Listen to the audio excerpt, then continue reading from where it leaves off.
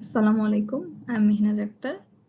Today I'm going to discuss about X-ray from the chapter Introduction of Modern Physics, second paper for class 12.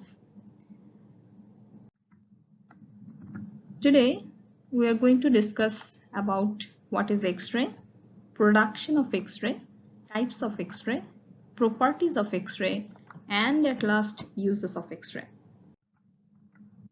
Let's start with X-ray and its definition, but before explaining the definition, I want to say one thing, that why the name X-ray is given. X-ray. Whenever you are going to identify any unknown quantity, then you may let it as X, such as X distance, X meter, X velocity, whatever. Scientist named Professor W.K. Ranjan discovered a ray whose nature and properties are unknown. That's why he gave the name X-ray. That means a unknown ray. Now let's have a look with the definition. The definition says that when high speed electrons strike a metal, then a kind of radiations having high penetrating power is generated. Whenever the electrons are struck on a metal, then radiation is produced, and this radiation is called X-ray. Now let's have a look with the production of X-ray. Basically, cathode rays are nothing but electrons having very high velocity. These high velocity electrons, when suddenly strike a solid metal, X-ray are produced. There are three methods we have for the production of X-ray, and they are gas tube method, college tube method, and Betatron method. In this discussion, we will discuss with the college tube method. Now let's have a look the figure. Here is a X-ray tube given, and in this tube we can see that this part is the cathode. Here anode is available, and a high voltage source is connected with this cathode. The positive end is connected with the anode, and the negative end is connected with the cathode. Here a copper anode is there, you can see. Okay, now when electron is flowing through the filament, here the filament of tungsten, when current is flowing through the filament, then it heated the cathode. As a result, the electron get enough energy to release from the cathode. High potential is created to release the electrons. After releasing, they strike the anode. The electron acquires kinetic energy before striking the anode, as they move very fast. So here the kinetic energy converted to X-ray and heat. Now let's have a look with the mathematical examples. Let potential difference between cathode and anode in X-ray tube is V, and charge of electron is E. Then electrons having energy EV will strike the target. If all energies of the electrons are used to produce X-ray, the frequency of the emitted X-ray photon will be maximum. So we can write h nu equals to EV, or h nu max equals to EV divided by h. So we can write h nu max equals to EV divided by h. Here h is a Planck's constant whose value is 6.63 into 10 to the power minus 34 J/s, and nu max is the maximum frequency of the emitted X-ray photon.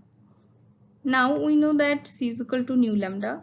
Actually earlier in class 10, maybe we write it V is equal to F lambda. So instead of V we will write here C, the velocity, and instead of F we are writing here nu. And nu is a frequency and F also. So lambda minimum equals to C by nu max, and equals to, we can write HC divided by EV. This is the formula to find out anything for X-ray. Now types of X-ray. There are two types of X-ray we have. One is soft X-ray, another is hard X-ray. Soft X-ray, if the pressure inside the gas tube is completely high and X-ray can be produced ever for a long voltage, those are called soft X-ray. Just opposite the hard X-ray, if the pressure inside the gas tube is completely low, a high voltage is needed to produce X-ray. These are called hard X-ray. If you memorize one, just changes the word high or low, then you can have the hard X-ray also. Now properties of X-ray. What properties are X-ray have? We have to know that. First, X-rays travel in straight line and penetrating power is high. X-ray are invisible and it's an electromagnetic traverse wave. Its wavelength is much smaller than the wavelength of ordinary light. It has effect on photographic plate and it show photoelectric effect. Actually the electrons are emitted, that's why photoelectric effect is there. X-rays can destroy living cells. Long exposure of the skin to X-rays is harmful, which can destroy the white corpuscles of the blood. Number 6. These rays are not destroyed by electric and magnetic field. So there is no charge on it. That means X-ray has no charge. They ionize gas when they travel through the gas. When they are moving through the gas, they ionize the gas.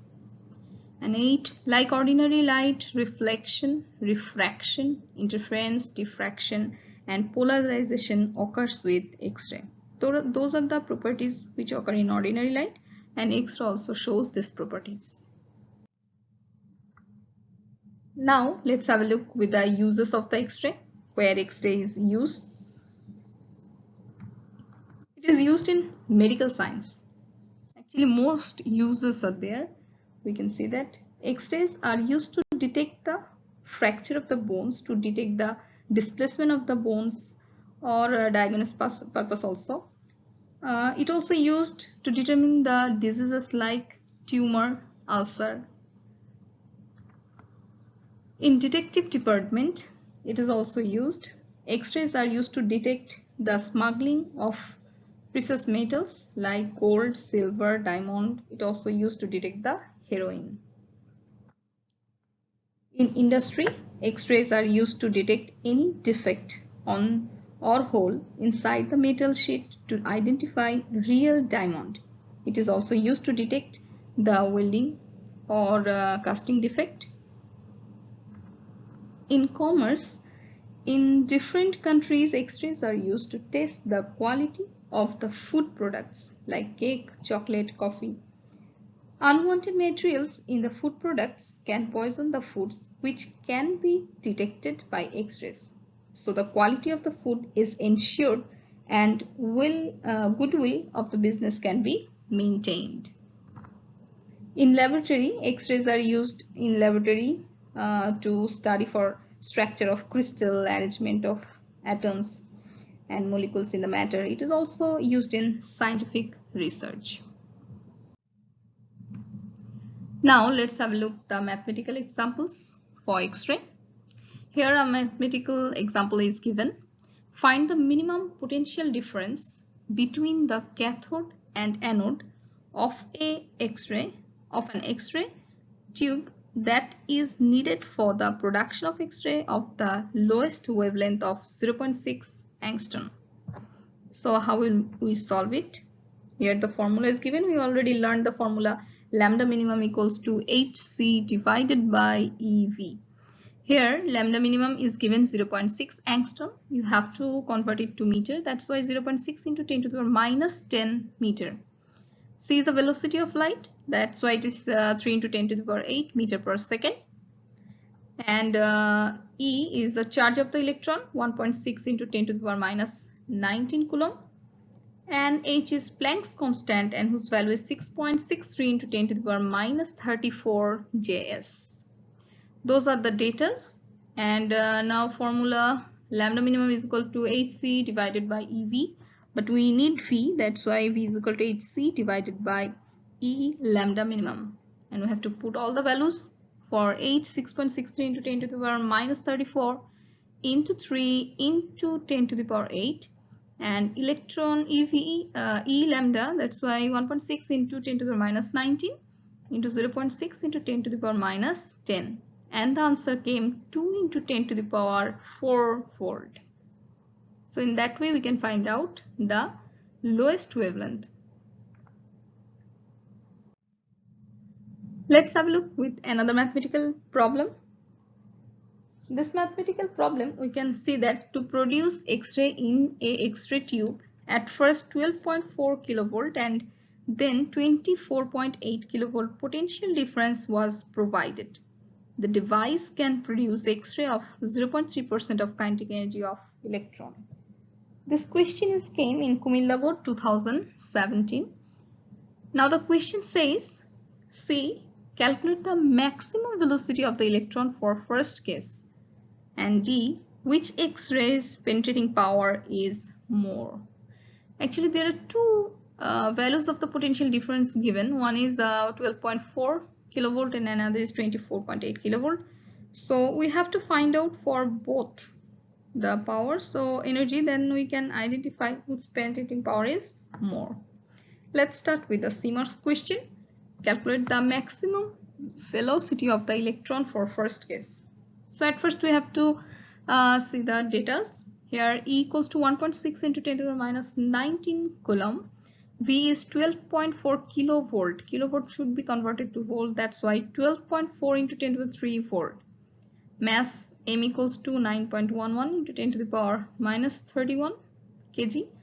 And Vmax we have to find out. That means the maximum velocity. Now we know E equals to EV. Capital E is for the energy and small e is the charge of the electron. V is the potential. So instead of capital E, we can write half mv square. The kinetic energy equals to EV. So Vmax equals to root over 2 EV divided by M. And the value 2 into 1.6 into 10 to the minus 19 into 12.4 into 10 to the power 3 divided by 19.11 into 10 to the power minus 31. And the answer is 6.6 into 10 to the power 7 meter per second. Don't forget to write the unit at last. And in the exam you have to write the full form of E, V, M. E for the charges of the electron, V for the potential, M is the mass, Vmax is the velocity, maximum velocity. Please don't forget to write them, otherwise 1 mark should be deducted from your answer script. Now for DMARS question, and the question says which X-rays penetrating power is more.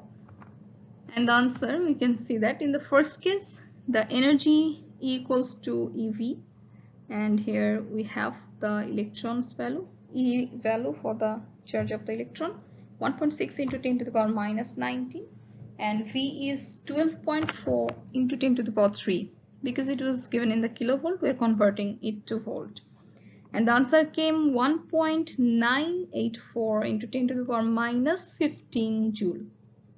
In the second case, we can see that E prime equals to EV, that means the kinetic energy, and 1.6 into 10 to the minus 19, same as the previous, and the value of potential difference is different. It was given 24.8, that's why we will multiply here with 10 to the 3 because kilovolt is given. We have to convert kilovolt to volt, and the answer came 3.968 into 10 to the power minus 15 joule. So here we can see that in the first case the value of E, and in the second case the value of E prime is different, and in the both cases we can see that E prime is greater than E. That means energy for the second case is more than the energy of the first case. So more the energy, more the penetrating power. That's why you can say that the penetrating power of second case is more than the first case. Now we have to write the conclusion. Don't forget to write the conclusion, otherwise 1 mark should be deducted from your answer script. And here the conclusion is, for the second case, penetrating power is more. You have to write it. You have to conclude D marks question.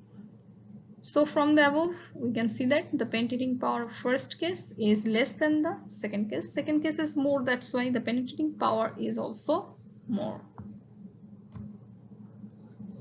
I hope you all understand these maths properly, and thank you very much for being with me with the full lecture.